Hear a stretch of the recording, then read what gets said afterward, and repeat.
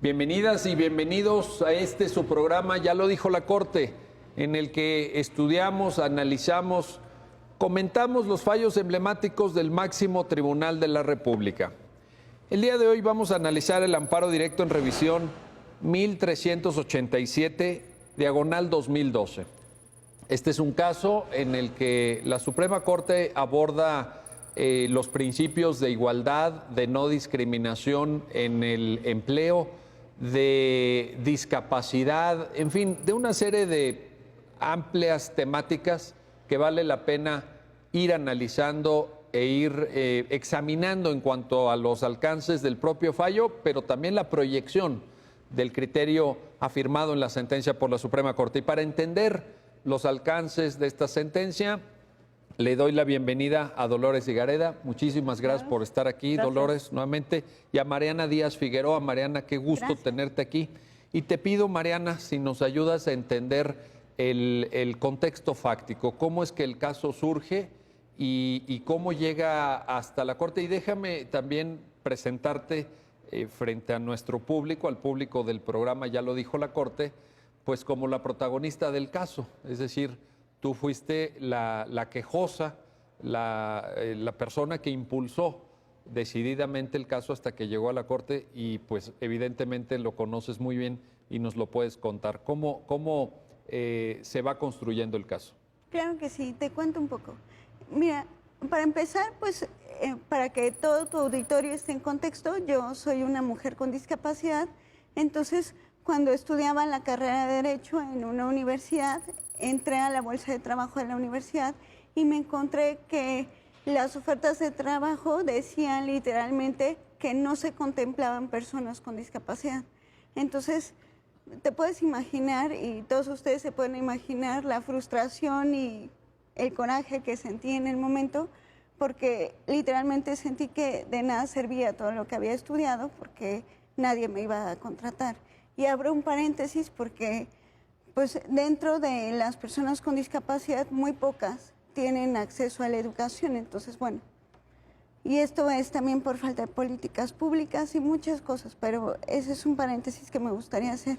Entonces, con este contexto, lo primero que se hizo fue iniciar una queja ante la CONAPRED, y esta queja resultó fundada, se llevó un proceso conciliatorio con la empresa responsable y lo único que se acordó era que la empresa iba a tomar mi currículum en cuenta para otras posibles vacantes y además iba a tomar un curso de sensibilización en estos temas, ¿no?, para tratar de evitar que se repitieran estas cuestiones discriminatorias.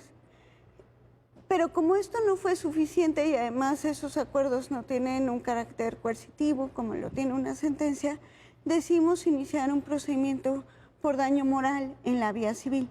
Entonces, en primera instancia, ante el juez, demandamos que esta oferta de trabajo era por sí misma discriminatoria y el juez en primera instancia lo que dijo era que la oferta de trabajo por sí misma no podía considerarse discriminatoria porque no iba dirigida a una persona en concreto, no iba dirigida a mí, entonces no tenía una afectación en mi esfera jurídica y además yo no había demostrado que cumplía con los demás requisitos que venían en la convocatoria, como experiencia, disponibilidad para viajar, estar en cierto semestre, etcétera.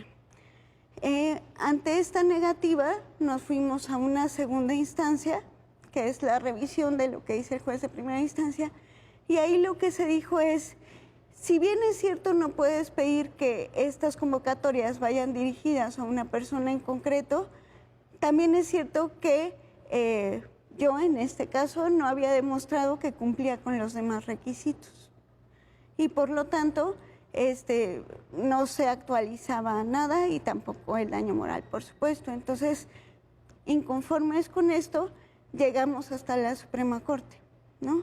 Y el asunto le tocó resolverlo a la primera sala. A la primera sala. Así es como se plantea. Dolores, pues lo que nos platica Mariana es un caso, bueno, evidentemente es su caso, digamos, ¿no?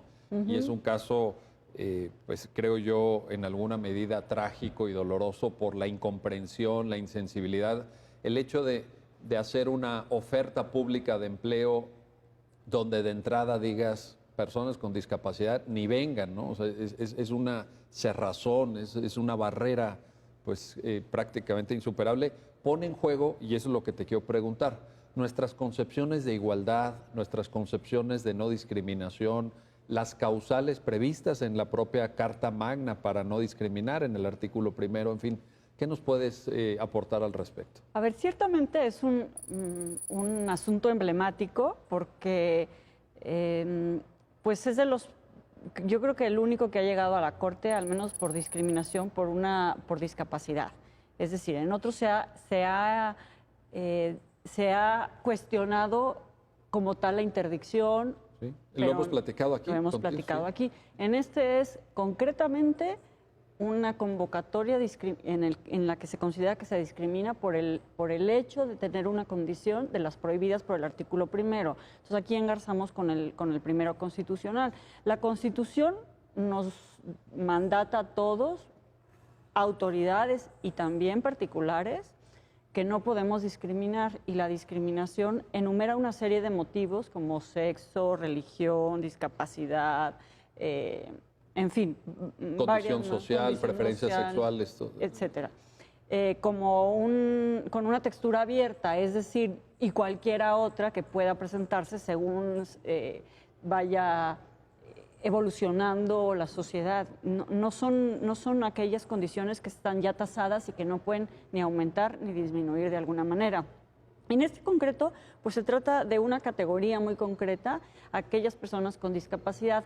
La convocatoria como tal excluía a priori, o sea, desde un principio, que pudieran siquiera presentarse, con lo cual, de alguna manera, estaba basando la oferta de trabajo en una categoría de las que se llaman sospechosas, es decir, aquellas categorías o aquellas condiciones del individuo en que está precisamente prohibido discriminar. ¿Y por qué se llaman sospechosas? Quizá ya en otro programa han salido de alguna manera, pero siempre vale la pena reiterarlo, porque de alguna manera cuando está presente esa condición por sexo, preferencia sexual, condición socioeconómica, discapacidad, religión, etcétera, tiene que haber como una sospecha, valga la redundancia, como un ojo avisor, una lupa, decir, a ver, tú no puedes acentuar eso para excluir a una persona del goce y de un derecho. O sea, finalmente, sería como una señal de alerta, como un semáforo, así, ¿no? Como aguas, ¿no? Cuidado. Cuidado. O sea, esto ya de entrada no huele bien, no parece que sea adecuado en torno a los criterios de igualdad. Esa sería la alarma como tal. Y casi pone en juego el principio de presunción de constitucionalidad. Por ejemplo, si fueran leyes, en este caso es una convocatoria pública de empleo, pero si fuera una ley, pondría casi en duda la presunción de constitucionalidad y se invertiría casi. ¿No? Claramente. O sea, de alguna manera, a la hora de analizar o hacer el control de esa norma, el control constitucional, tendrías que ser muy, muy cuidadoso y muy estricto para ver si de alguna manera puede pasar ese control, puede decirse que es constitucional o no, porque ya tiene una señal de alarma, un foco rojo ahí diciendo cuidado, fuego, y entonces hay que ser muy cuidadosos para ver si pasa ese escrutinio, que se llama escrutinio estricto. Es decir, ahí se aplica el escrutinio estricto porque existe una categoría sospechosa. Una exigencia alta para considerar la constitucionalidad de ese tipo de medidas. O sea, para ponerlo como una metáfora, la puerta es muy angosta para que pase. Casi no puede pasar. Entonces tienes que, exacto, no puede pasar el escrutinio. Entonces, claro, aquí cuál era la diferencia y es importante, no era una ley. Sí, exacto. Era una convocatoria de una empresa privada, pero también, y seguramente lo han mencionado en tus programas, los derechos humanos rigen entre particulares. Claro, esto también es muy importante. Aunque la acción judicial de primera instancia era por vía civil. Y luego viene la reflexión ya en el amparo. Sí, totalmente de acuerdo, pero como bien lo menciona Dolores, y la Corte lo ha reiterado en otros asuntos, en cuanto a la violación de derechos humanos, hay algo que se considera académicamente como eficacia horizontal de los derechos humanos, y eso quiere decir que los particulares pueden violar derechos humanos, y un ejemplo clásico de violación de derechos humanos entre particulares pues es la discriminación, como en este caso. Sin duda. Y la discriminación en el empleo, fíjate, porque aquí te quiero preguntar, Mariana,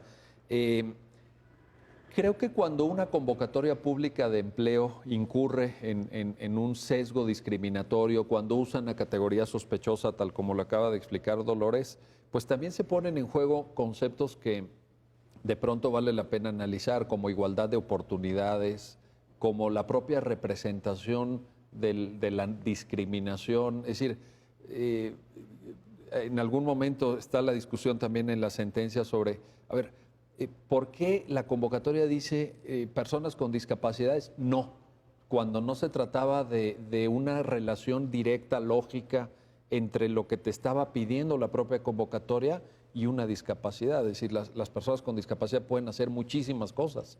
Si no hay esa correlación lógica, ¿no te parece que hay ahí un sesgo de falta de igualdad de oportunidades, de la propia representación? ¿O qué imaginaban? A ver, quien redactó esa convocatoria, ¿qué imaginaba que es la discapacidad, no? Claro, sin duda. Y creo que esto está muy vinculado con algo que se llama, y ya lo han tocado ustedes en otros programas, el modelo médico de la discapacidad. A ver, ayúdanos a entender esa parte. Claro, todos crecimos y todo está hecho con base en el modelo médico rehabilitador de la discapacidad. ¿Qué quiere decir esto? Vemos a las personas con discapacidad como personas enfermas, ¿no? Es un sinónimo, enfermas, incompletas, con este término de anormales, ¿no? Entendiendo, bueno, sin entender que la normalidad simplemente es una construcción social, como lo dice Foucault, no es algo que exista en realidad. Entonces, esta idea se refleja en todo, en las leyes, en políticas públicas, en muchas cosas. Y por supuesto, en las convocatorias. ¿Por qué? Porque con esto nos refleja que, o sea, se considera que las personas con discapacidad no van a ser aptas para realizar determinadas labores. Y eso simplemente nos habla de estereotipos, que son estos estereotipos, como lo dice el modelo social, porque es la contraparte del modelo médico, que, para explicarlo un poco más, el modelo médico nos dice que la discapacidad es una cuestión individual, que tiene que ver con la persona, con sus deficiencias, etcétera. Entonces le carga etiquetas de lo que no puede hacer. A diferencia del modelo social, que el modelo social nos dice, a ver, la discapacidad no es una cuestión individual, no es que estés enfermo, ¿ok? Es el resultado de dos factores, de una cuestión individual que la Convención lo menciona como deficiencias, el término no me encanta, pero... ¿Te refieres a la Convención de Naciones Unidas sobre los Derechos de Personas con Discapacidad, Perfecto. ¿verdad? Sí, exactamente. Nada más para que todos estemos en el mismo canal. Sí. Exactamente. Y nos dice que esta definición no es algo acabado, es una definición que va en evolución, pero tiene estos dos elementos. Una parte como la cuestión individual de la persona y por otro lado, lo más importante, las barreras del entorno, las barreras sociales, actitudinales, etcétera. Y son estas barreras las que van a provocar la situación de discapacidad. Si no tenemos estas barreras y solamente tenemos una condición individual, no existe la discapacidad. Eso forma parte de la diversidad humana. Así es. Pero no se da la condición de discapacidad. Pero cuando nos enfrentamos con estas barreras, por ejemplo, los prejuicios, los estereotipos, como en el caso de la oferta de trabajo, que se refleja ahí un prejuicio y un estereotipo, entonces hay una barrera, se crea una barrera para el ejercicio de un derecho, que es el derecho al trabajo en este caso. Ahora, Mariana, te pregunto, en el modelo del Estado constitucional de derecho, en un modelo de progresiva constitucionalización del derecho privado y del llamado derecho social, como puede ser el derecho al trabajo, el modelo, digamos, el modelo médico no tiene lugar. O sea, es una representación contraria a derechos humanos. Es totalmente contraria a derechos humanos, sin duda, pero el problema es que la tenemos tan interiorizada que se sigue reflejando en absolutamente todos los ámbitos. Totalmente. Y a lo mejor también incide en una representación social, en un imaginario social de la discapacidad no adecuado a la lógica de los derechos humanos. Porque ahora que te escuchaba, pensaba incluso en denominaciones que históricamente se han adoptado, que son en sí mismas sesgos discriminatorios y expresan prejuicios, como la idea de los minusválidos, ¿no? Claro. Pero, a ver... Sí, en el lenguaje mismo, en la En el forma de lenguaje. nombrar, es la concepción de la realidad que tú tienes. Finalmente el lenguaje nombra y es una apropiación de alguna manera. O sea, el término ha evolucionado y de hecho creo que una de las grandes batallas de las personas con discapacidad es que se les nombre como tal, persona con discapacidad, no minusválido, enfermito, aquí discapacitado. y aquí las palabras cuentan, ¿eh? Capacidades Mucho. diferentes. Capacidades diferentes. Finalmente todos tenemos capacidades Exactamente. diferentes. Claro. Tú, Sí, Mariana, sí, no, yo. bueno. Y Eso no nos define. Eso como refleja tal. la pluralidad, lo dijiste muy bien, ¿no? Así es. Bueno, hay una diversidad en el género humano y también está en algún pronunciamiento de la Corte Interamericana de Derechos Humanos. Ahora, Oye, pero en persona con discapacidad, yo quisiera a lo mejor hacer una cosa que me parece interesante en el tema del nombramiento, porque a veces como que nos da miedo a las personas que no tenemos una discapacidad o no tenemos esa condición, nombrarlas. Como que empleamos, queremos protegerlas equivocadamente, entonces decimos que no suene fuerte, que no suene feo, que no suene. Entonces no nos atrevemos a decir persona con discapacidad, no discapacitada, porque cuando es discapacitada ponemos el acento en la condición, no en que es persona. es persona. Entonces, persona evidentemente, con eso es- discapacidad, y esto creo que pues aplica a todo, ¿no? Además, creo que nuestra cultura está llena como de eufemismos, como que Sí, sí, sí, tendemos sí. a suavizar. No, pero persona con discapacidad... Es lo correcto. Es lo correcto. Es lo correcto. Vaya, no, Así lo nombra la misma convención. Oye, Claro. y ahí cuando dices que si tenemos o no tenemos, pero muchos de nosotros tenemos alguna discapacidad. Es decir, no tenemos que pensar en las discapacidades a lo mejor más visibles No, porque- pero sí hay un término que es decir, no toda deficiencia es una discapacidad. Correcto. Aunque no nos guste el término deficiencia, lo emplea la Sí, sí, sí. convención. Sino que al interactuar con las barreras de la sociedad impide el ejercicio de los derechos en igualdad de condiciones que las demás. Ahí es cuando la discapacidad. Lo que te quiero decir es que afecta a un número muy amplio de muy personas. amplio. O sea, no, estamos hablando de un fenómeno que afecta potencialmente, yo diría en México, a millones de personas. Ahora, también el gran tema de la convocatoria, desde mi perspectiva, es que está dirigida a personas con discapacidad, con lo cual es un grupo muy heterogéneo, muy amplio, sin distinguir las cualidades que se requieren por sí mismas para desempeñar un trabajo. Ese es un punto muy importante. O sea, ¿qué tipo de cualidades se pueden pedir para determinado trabajo? Porque en este caso estamos hablando de personas con discapacidad, pero en otros casos de repente se dice, para desempeñar un puesto en un restaurante tienen que ser Ay, mujeres. El de discriminación por edad también. Por edad, que ha llegado a la Sí, ha Corte. llegado También a la ese Corte. tema. Ahí Fue tenemos un posterior, precedente. pero ya sí llegó. Ese llegó, el de edad llegó. Y también a mí me parece que es un estereotipo el hecho de decir, a ver, si yo tengo un restaurante, quiero que la gente que sirve en las mesas sean mujeres, sean meseras. Y el que coordina el servicio a las mesas, el capitán, como decimos, que sea hombre. Eso también refleja un prejuicio, ¿no? Un estereotipo, totalmente un prejuicio, y además, fíjate, ahí se revela también ciertos criterios de la sociedad en que la mujer está para servir, o sea, las labores fíjate. de criar, de servir, de cuidado. Pero también es un prejuicio eso, ¿no? Claro. Es un estereotipo. Claramente. O cuando una convocatoria pública de empleo dice con buena presencia, cosas así, está mandando también un mensaje, mandando un mensaje. de objetivización del cuerpo, cosificación del cuerpo de la mujer, ¿no? Ven, pero ven arreglada y ven con cierta ropa o con cierta imagen, porque eso es lo compatible con este negocio, o es la forma en que vamos a tener más clientes, etcétera. Entonces Ajá. también está reflejando Coincido, una concepción social coincido. quizá no del todo compatible con el tema de derechos humanos, ¿no? Totalmente. Y con una visión, por eso te decía, el modelo médico que referías, yo creo que en el Estado constitucional de derecho no debe tener demasiado lugar, ¿no? No debería, pero... No debería, pero está existe, interiorizado. sí. Todavía. Todavía.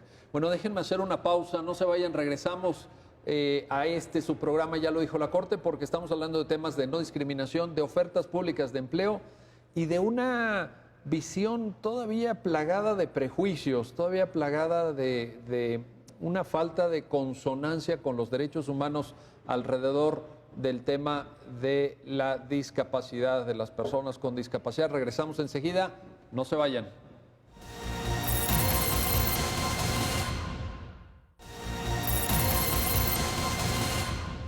Pues ya estamos de vuelta, ya estamos de regreso. Seguimos analizando el amparo directo en revisión 1387 /2012 y para entender los alcances, para que nos quede muy claro cuál fue la discusión que se suscita en la Suprema Corte de Justicia de la Nación, estamos platicando con Dolores Higareda y con Mariana Díaz Figueroa. Y te quiero preguntar ahora, Mariana, ¿tiene en las convocatorias públicas de empleo que se hagan tanto para sector público como para sector privado, porque ya nos dijiste que también esto aplica para particulares, tiene que haber una cierta, no sé si llamarle lógica, razonabilidad, en fin, ayúdanos a entender esta parte, entre las competencias y cualidades que se pueden pedir y el puesto a desempeñar? Si no se pueden inventar cualquier tipo de requisitos artificiosos y menos con el uso de categorías sospechosas.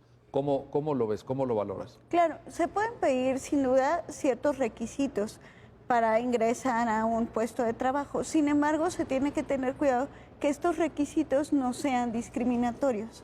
Entonces aquí tenemos una diferencia entre las distinciones y la discriminación. A ver, eso es muy importante.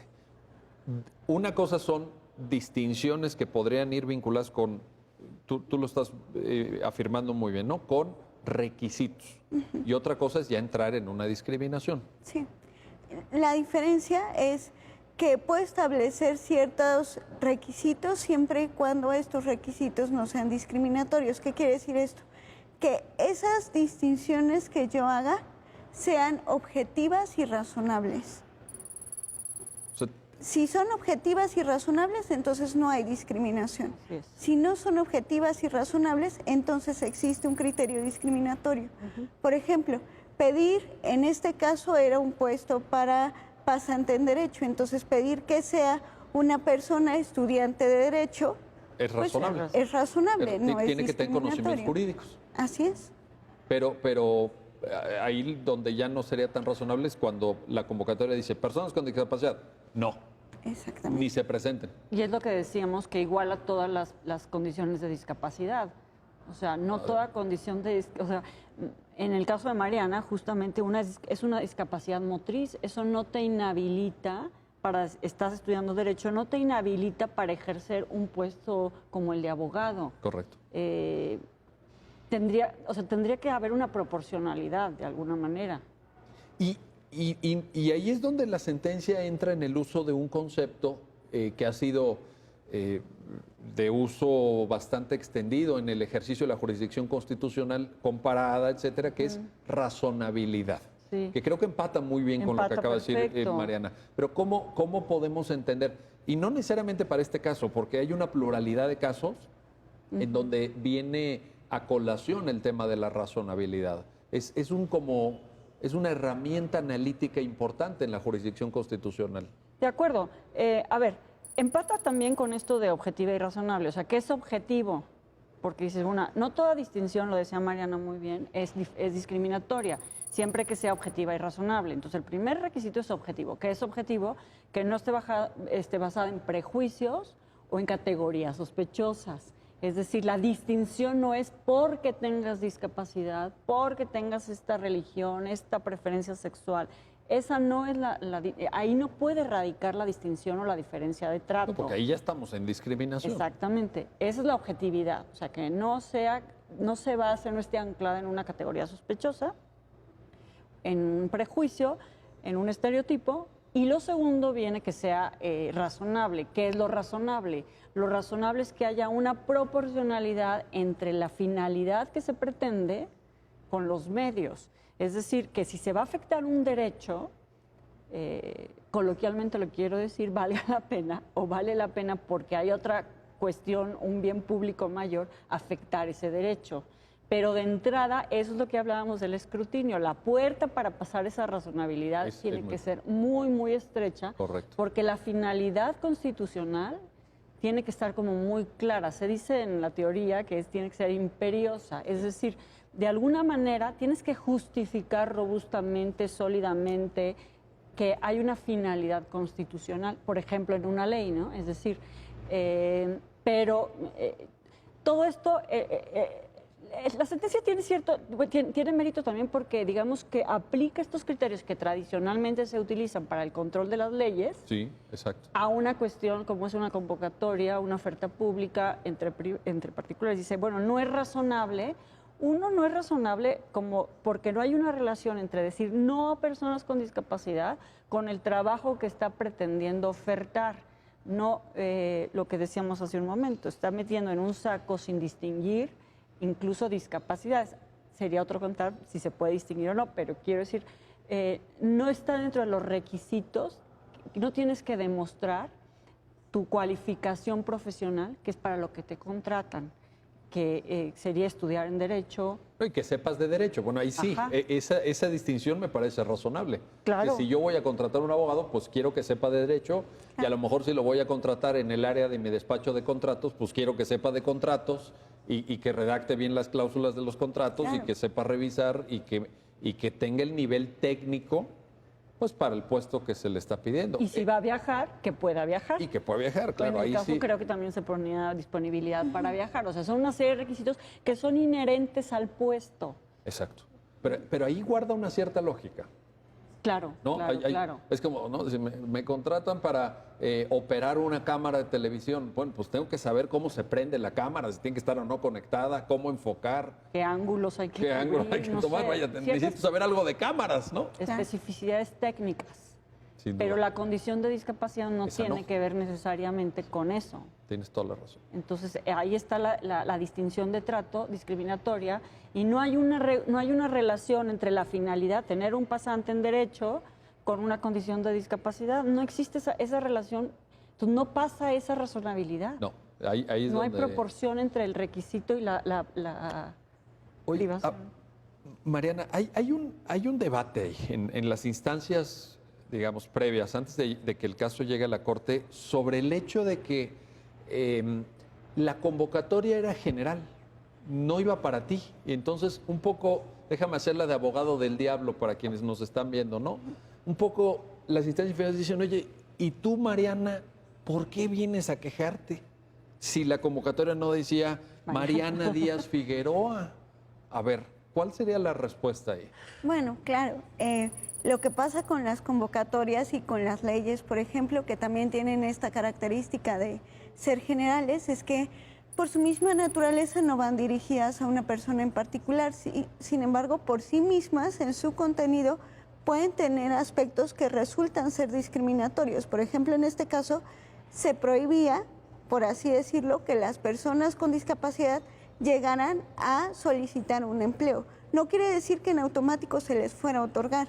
Sin embargo, se les prohibía o no se les permitía la posibilidad de concursar en igualdad de condiciones con los demás para demostrar las aptitudes y los conocimientos. Es ahí donde viene el acto discriminatorio. O sea, en donde la convocatoria dice, si tú eres una persona con discapacidad, ni te presentes. Así o sea, es. ni siquiera te voy a preguntar cuánto sabes de Derecho, cuánto has aprendido en la carrera, o en qué semestre vas, o qué promedio tienes. Así es. Que serían cosas, ¿no? Oye, ¿tienes buen promedio? ¿No tienes buen promedio? Yo no voy a contratar a gente que tenga 6 de promedio porque necesito gente con un desempeño de excelencia, porque el tipo de servicios jurídicos que damos en este despacho es, en fin, que requiere un cierto nivel técnico, pero en la manera en que estaba redactada la convocatoria, pues casi no te puedes presentar, ¿no? Así es, y entonces, contrario a lo que afirmó el juez de primera instancia y posteriormente el tribunal colegiado,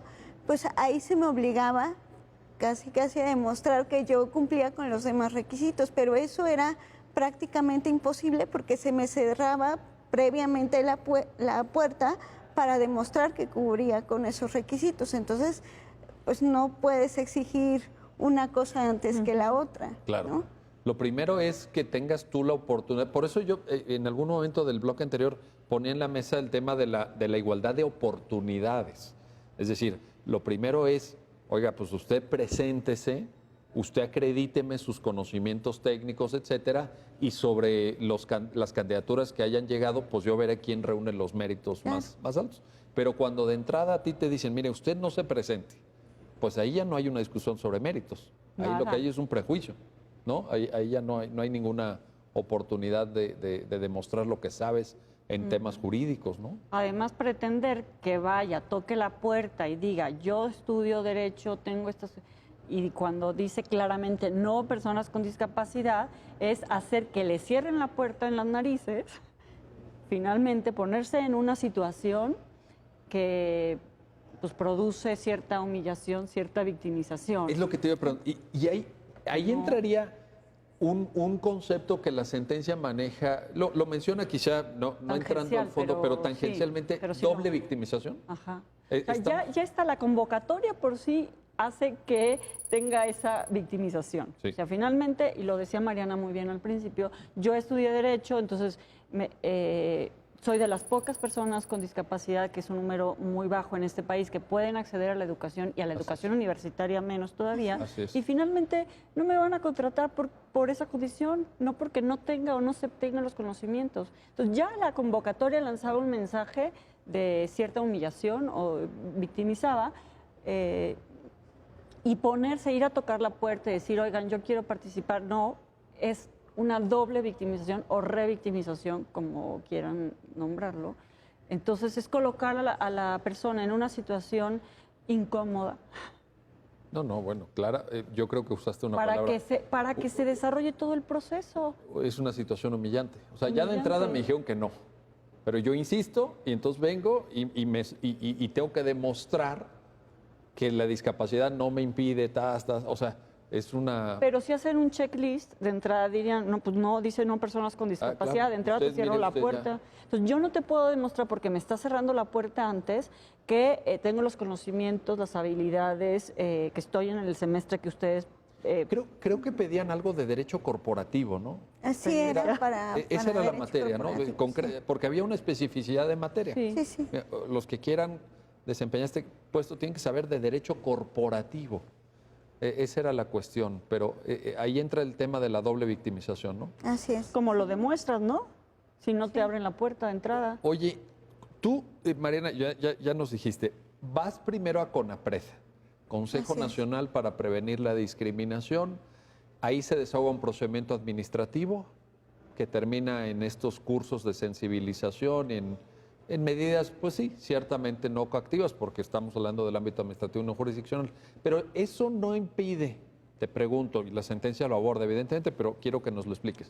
¿Eso no impide que luego acudas a un procedimiento jurisdiccional? De hecho, ese argumento lo abordó el juez de primera instancia y dijo que como yo había acudido ante CONAPRED, pues entonces ya no tenía la posibilidad de ir ante un juez. Sin embargo, esto es debatido después, con posterioridad, y se le dice al juez que está en un error, porque una cuestión es el ámbito administrativo y por otro lado es la posibilidad que todos tenemos de que un juez resuelva ciertas cosas. Y como son cosas independientes, el haber ido a una instancia no te quita la posibilidad de que un juez te resuelva ciertas cosas. Esto es muy importante para las personas que nos están viendo, para que sepan que el hecho de poder acudir a una instancia administrativa no cierra la puerta de una eventual reclamación jurisdiccional. Así es. Porque si no también, y me imagino que eventualmente verán este programa, pues personas que trabajan en CONAPRED, y no quiero que sientan que CONAPRED Claro. es algo, ¿no? Así como, porque si fuera al revés de lo que tú dices, por ejemplo, si todas las personas que vayan a CONAPRED ya no pueden reclamar judicialmente, yo estoy seguro que CONAPRED se quedaría con bastantes pocos casos.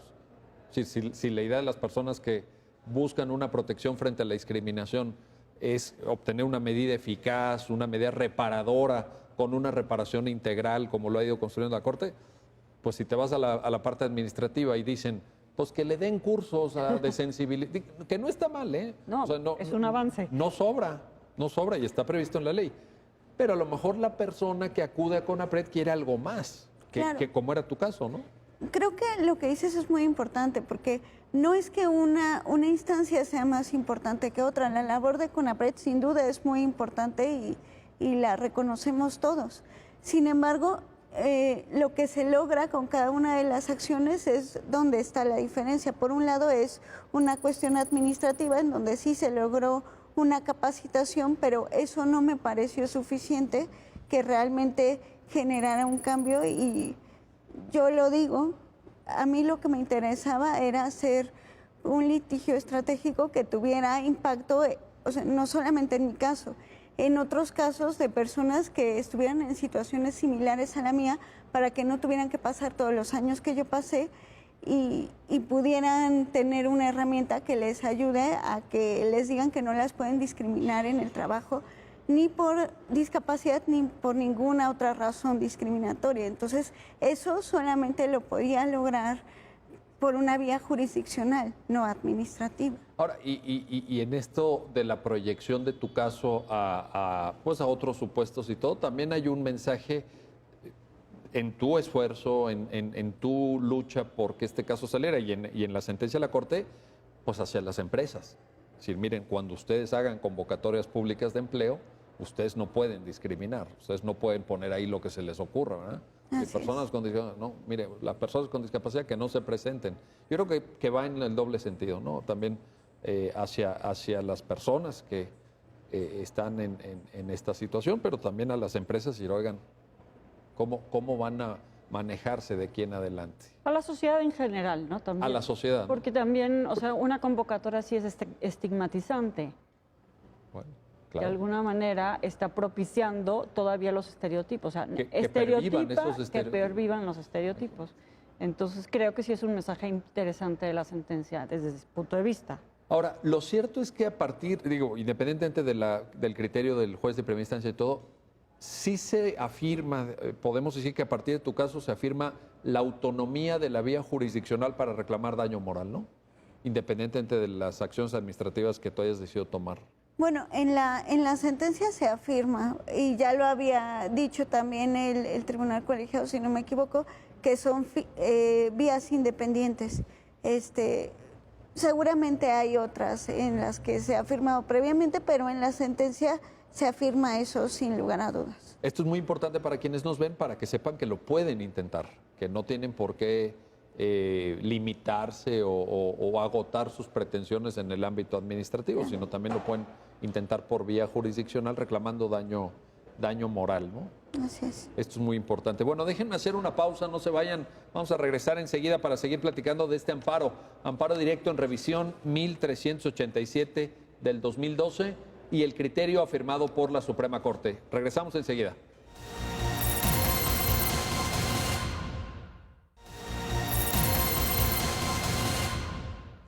Ya estamos de vuelta, ya estamos de regreso en su programa, ya lo dijo la Corte, y estamos analizando el amparo directo en revisión 1387 del 2012 con Dolores Higareda y con Mariana Díaz Figueroa. A ver, al final, Mariana, te quiero plantear en términos muy amplios, pues aquí lo que se da es una discriminación por razones de discapacidad.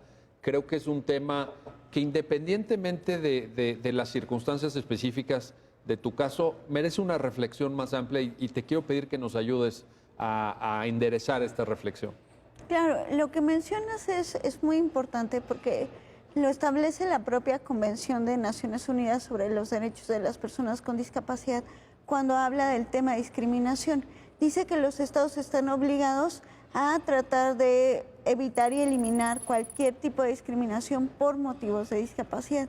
Y esto pues nos amplía mucho el panorama, porque por motivos de discapacidad implica que no necesariamente tiene que ser una discriminación directa hacia la persona con discapacidad. Esa sin duda es una discriminación por motivos de discapacidad, pero nos permite ampliar mucho más este marco argumentativo. ¿Por qué? Porque todo aquello que se relacione con un motivo de discapacidad y que sea un aspecto discriminatorio se puede considerar como tal. Por ejemplo, que las familias de las personas con discapacidad también pueden ser discriminadas por este motivo y entonces están protegidas por la Convención.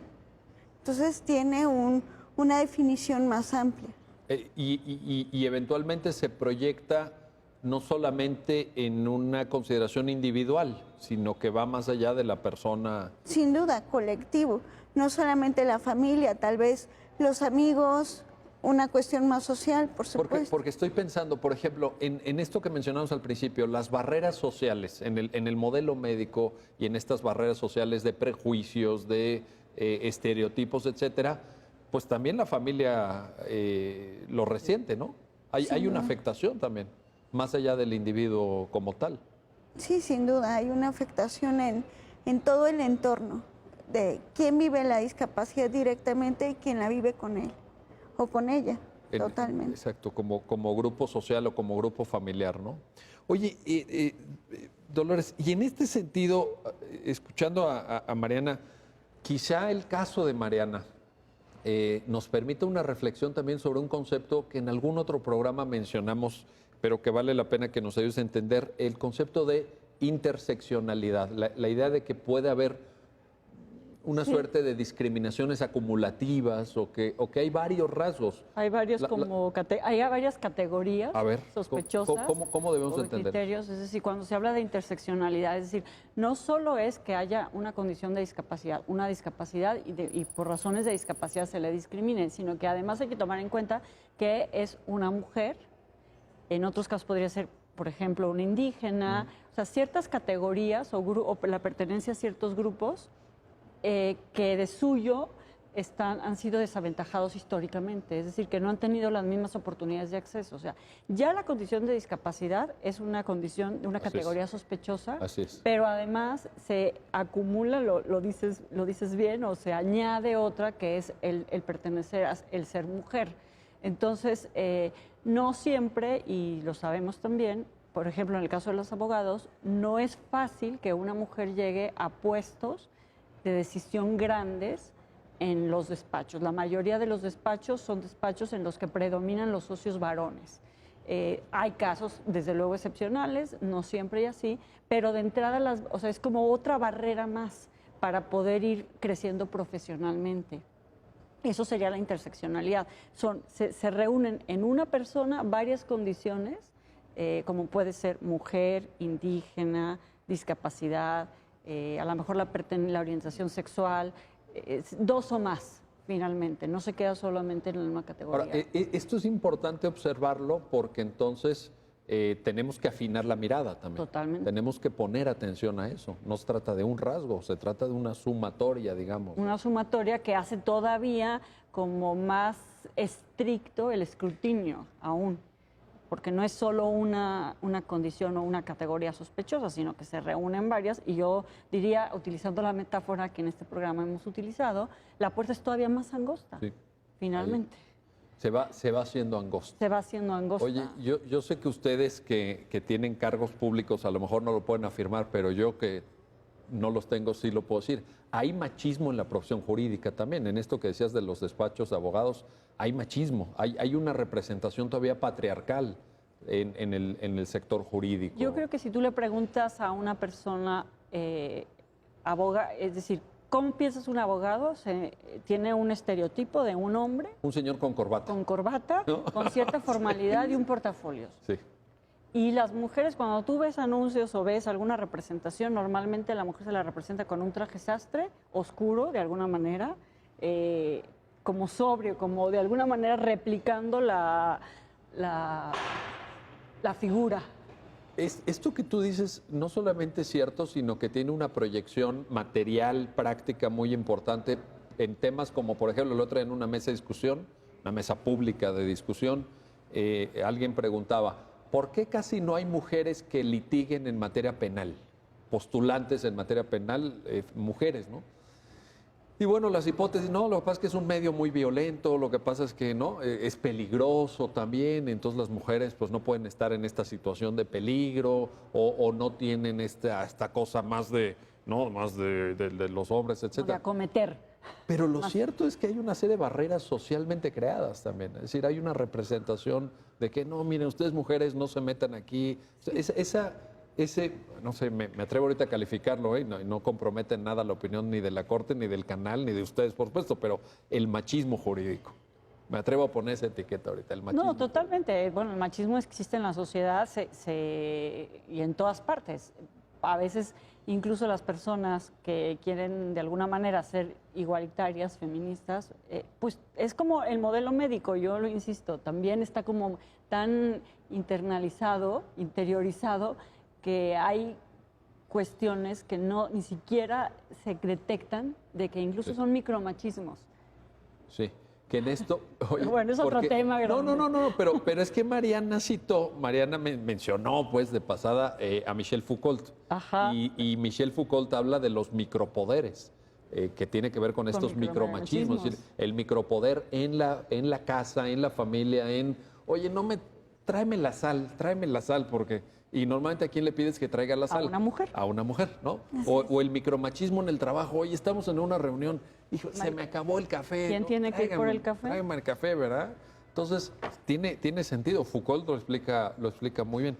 Mariana, nos estamos acercando al final. Nos quedan algunos pocos minutos para terminar, pero siempre en el programa procuramos como generar alguna conclusión.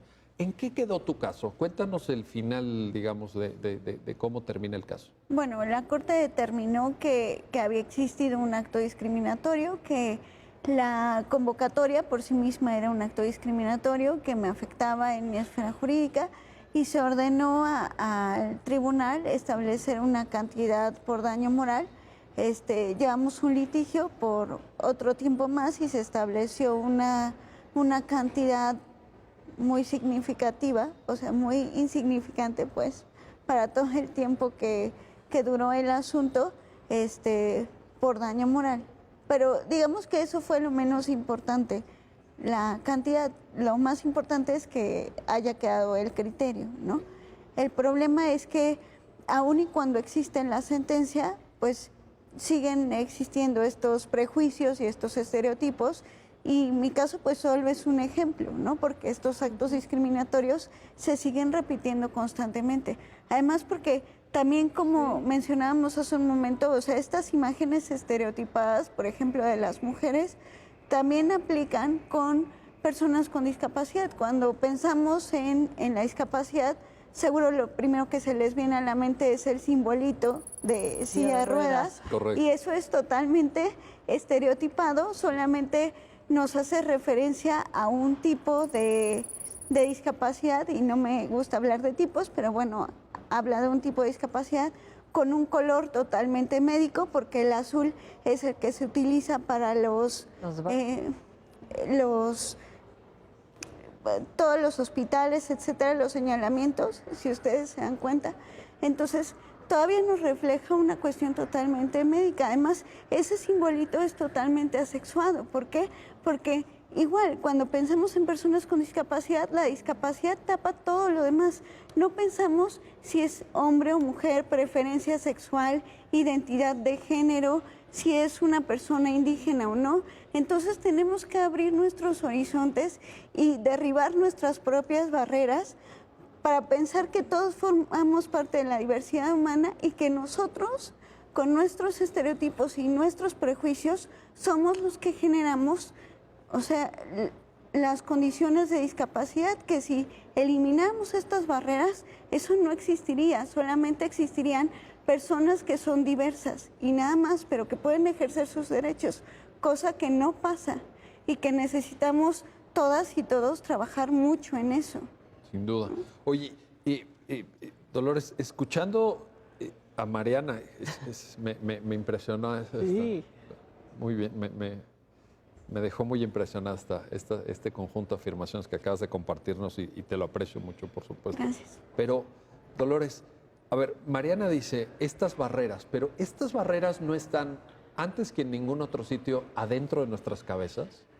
No es también no es una ideología, no es, porque...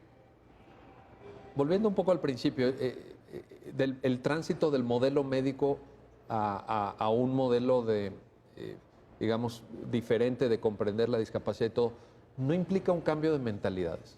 Precisamente, o sea, la Convención sobre los Derechos de las Personas con Discapacidad hace referencia a las barreras. Cuando hablamos de barreras, quizá pensamos en que las puertas tienen que tener un ancho para que pase una silla de ruedas, Es que tiene justamente que haber rampas, pero las barreras son actitudinales. Eso es. Las Eso. barreras también están en las leyes. Quiero decir, el mismo sistema de justicia está diseñado para personas que o excluye de alguna manera la representación propia de las personas con discapacidad,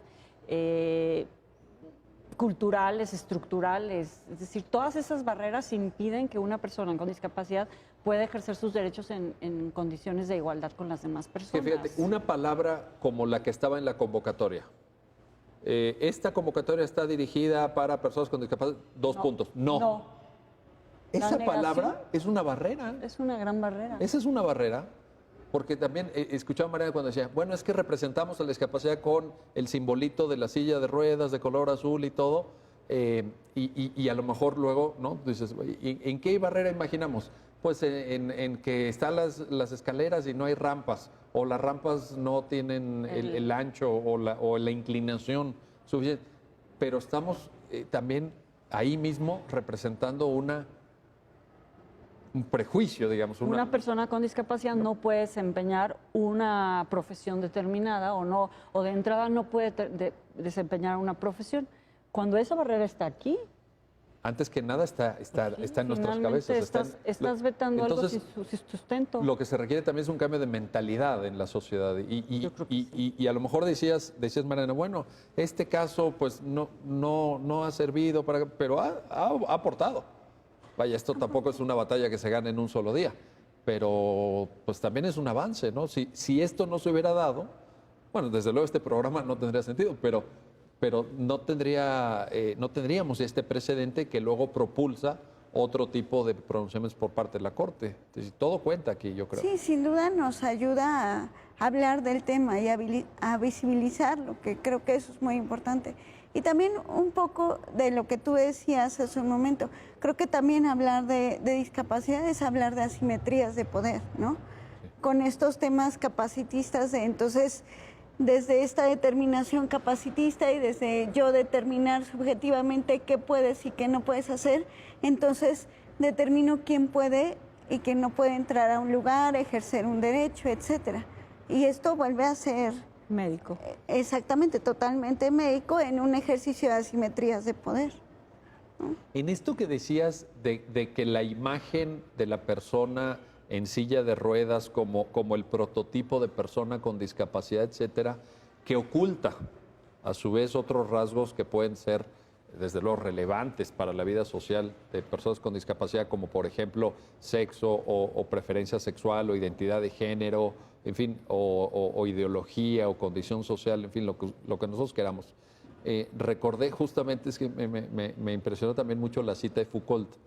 Michel Foucault, cuando explica la concepción social de la homosexualidad, también hace referencia a que esa condición borra todo lo demás. Es decir, si tú eres homosexual, quiere decir que trabajas como homosexual, que caminas como homosexual, que toda tu vida, ¿no? Desde cómo agarras un cubierto, está determinado por esa preferencia sexual.